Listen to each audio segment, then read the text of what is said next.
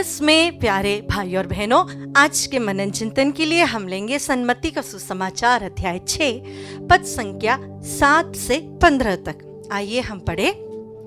प्रार्थना करते समय गैर यहूदियों की तरह रट नहीं लगाओ।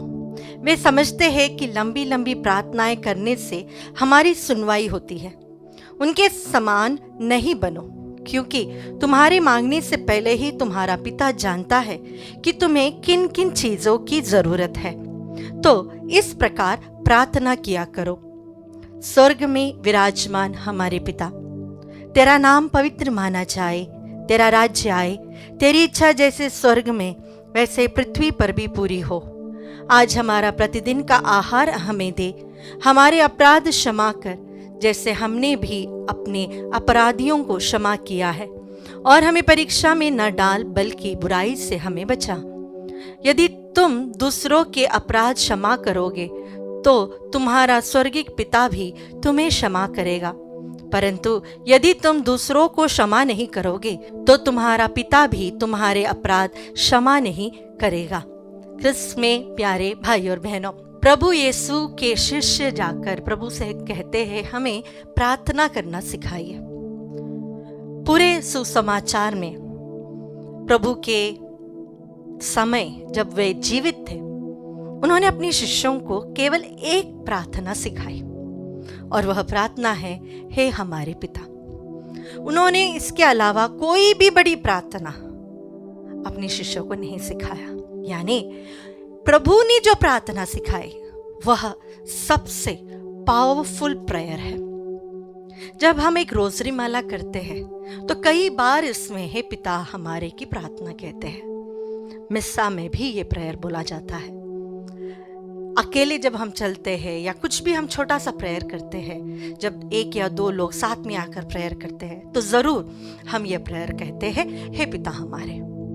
लेकिन क्या हमने कभी इस प्रेयर को जो प्रभु ने संक्षिप्त रूप से हमें दिया है, सारी प्रार्थनाओं को, सारे इंटेंशंस को, सारी प्रार्थनाओं को प्रभु ने जमा करते हुए एक प्रेयर बना कर दिया है, लेकिन क्या हम उस प्रेयर को उतना महत्व देते हैं? क्या हम वह प्रेयर दिल से कहते हैं? जब हम कहते हैं हे हमारे पिता, क्या हमारी प्रार्थना में, हमारे हृदय में स्वर्गीय पिता को हम हे पिता, मेरे पापा कहकर पुकारते हैं? कई बार परिवारों में जब रोजरी माला होती है या हे हमारे पिता का प्रेयर होता है, हम ऐसे स्पीड में यह प्रेयर कहते हैं जैसे कि वंदे भारत का स्पीड हो। हमें घाई रहती है कि जल्दी से प्रेयर खत्म करें, लेकिन जो प्रेयर खुद प्रभु यीशु ने हमें दिया है, क्या वह प्रेयर हम कभी दिल से कहते हैं? दूसरी बात मैं कहना चाहूंगी, लंबी लंबी प्रार्थनाएं ना करें। इसका अर्थ यह नहीं कि प्रभु हमसे कहते हैं कि वोकल प्रेयर्स ही नहीं होना चाहिए। नहीं, वोकल प्रेयर्स जो शब्दों की उच्चारण के द्वारा हम प्रार्थना करते हैं, हमें जरूरी है वो। प्रभु यहाँ समझाना चाहते हैं कि जब भी हम प्रार्थना करते हैं या हमारी जुबान से हम एक शब्द कहते हैं, उस शब्द में हमें उसका अर्थ समझकर बोलना है। जब हम कहते हैं हे हमारे पिता, तो स्वर्गीय पिता मेरे पिता होना चाहिए। वो फीलिंग से मुझे प्रेयर करना है, ना कि हम लंबी चौड़ी भाषण देते हुए प्रार्थना करें। प्रभु हमसे कहते हैं कि जैसा एक छोटा सा बच्चा अपने पापा के पास जाकर कहता है, पापा मुझे ये चाहिए, क्या उसके पापा को उस छोटे बच्चे मांगने से पहले नहीं पता कि उस बच्चे की क्या जरूरत है? पता है, लेकिन फिर भी पापा चाहता है कि मेरा बेटा मुझसे आके पूछ ले। उन्हें पता है क्या पूछने वाला है, लेकिन फिर भी वो इच्छा रखते हैं। हमारे स्वर्गीय पिता को भी हमारी सारी इंटेंशंस, हमारी सारी प्रार्थनाएं, हमारी सारी जरूरत उन्हें पता है। ऐसा नहीं कि उन्हें नहीं पता, उन्हें पता है, लेकिन वह चाहते हैं कि हम उनके सम्मुख जाए, और जब हम जाए और अपनी बात उनके सामने रखें, हमें हमारे पापा को बहुत लंबी चौड़ी प्रार्थना बोलकर स्वीकार करने की जरूरत नहीं। हमें अपनी छोटे से निवेदन बहुत प्रेम से अपने पिता के सामने रखना है।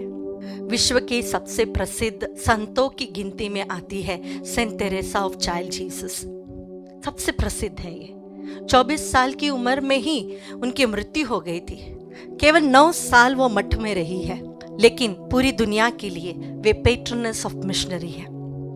उन्होंने एक शॉर्टकट मेथड बताया है एक सेंटली लाइफ जीने का। वो शॉर्टकट मेथड ऐसा है कि आप जो भी कार्य करें प्रेम से करें। एक छोटा बच्चा जैसे अपने पापा के गोद में बैठ जाता है, पिता परमेश्वर के गोद में बैठ जाओ। जैसा एक बच्चा अपने पापा को खुश करने के लिए छोटे छोटे कार्य करता है, आप भी वैसे ही करो। उन्होंने कहा उनकी आत्मकथा में कि मैं इतने बड़े पहाड़, जो परफेक्शन का पहाड़ है, मैं नहीं चढ़ सकती, मैं बहुत त्याग तपस्या नहीं कर पाऊंगी, लेकिन मैं अपने पापा से जरूर कहूंगी मुझे गोद में उठा लेना और वे मुझे वहां पहुंचा देंगे। यह है प्रार्थना, यह है अपने पिता के ऊपर विश्वास। जब प्रभु ने यह प्रार्थना सिखाई, यहूदी समाज ने इस प्रार्थना को पूर्ण रूप से स्वीकार नहीं किया, क्योंकि वहां पर वे ईश्वर को यानी यहोवा को पिता कहकर या अब्बा कहकर पुकार रहे थे। प्यारे भाई और बहनों, जब हम दिल से पिता ईश्वर को अब्बा माने तो हमारी छोटी छोटी प्रार्थनाएं हमारे मांगने से पहले ही वे पूरा करके देंगे। आइए आज हम कोशिश करें कि हमारे जीवन में आज के दिन हमें जो चाहिए वो एक छोटे बच्चे के समान पूर्ण भरोसे के साथ, पूर्ण प्रेम के साथ अपने पिता से मांगे और विश्वास करें कि प्रभु वो हमें प्रदान करेगा।